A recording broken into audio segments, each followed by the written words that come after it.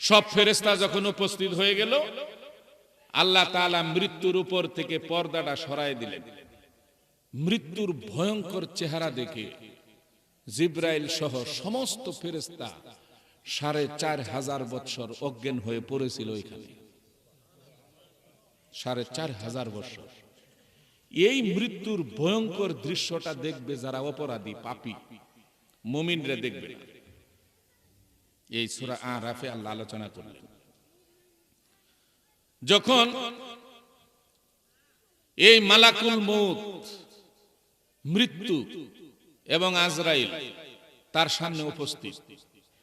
আজরাইল আসলে আজরাইল থাকে কোথায়?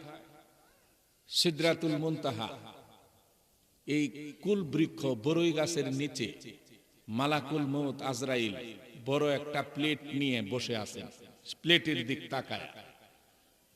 সিদরাতুল মুনতাহা কি?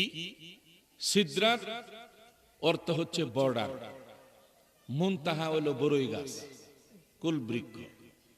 সপ্তম আকাশে সিদরাতুল মুনতাহা মানে বর্ডারে বড়ই গাছ লাগায় রেখেছেন আল্লাহ। কিসের জন্য? যার জন্য দেখবেন বড়ইয়ের পাতার সাথে মানুষের একটা সম্পর্ক আছে। মানুষ ইন্তেকাল করে বড়ইয়ের পাতা দিয়ে পানি গরম করে গোসল করা, ঠিক? এটা কেন? এটা পরে বলবো, মনে রাখেন, দিলে কি হয়। এই বড়ই গাছের ভিতরে ১,২৪,০০০ ঢাল রয়েছে। এক একটা নবীর নামে এক একটা ঢাল। সবার উপরে একটা ডাল রয়েছে, ওই ডালের সাথে ১,২৪,০০০ ডাল সম্পৃক্ত, মানে সংযোগ আছে। ওই ডালের উপরে ছোট্ট একটা বাতি, তারকার মতো আকারে ছোট। নবীজি যখন মেরাজে গেলেন, তাকায় দেখলেন ওই বাতিটার আলোতে পুরা সিদরাতুল মুনতাহা মানে সপ্তম আকাশ আলোকিত। হযরতে জিবরাইলকে নবীজি বললেন, জিবরাইল। কলে জি হুজুর। কলে ছোট্ট একটা বাতি, তার এত পাওয়ার, এটা পাওয়ার কত হাজার? জিবরাইল কে, হুজুর ওই বাল্ব বাতিটা সম্পর্কে আপনাকে আমি বলবো। কলে বলো। কলে ওই ছোট্ট তারকা বাতিটাই হচ্ছে আপনার নূর।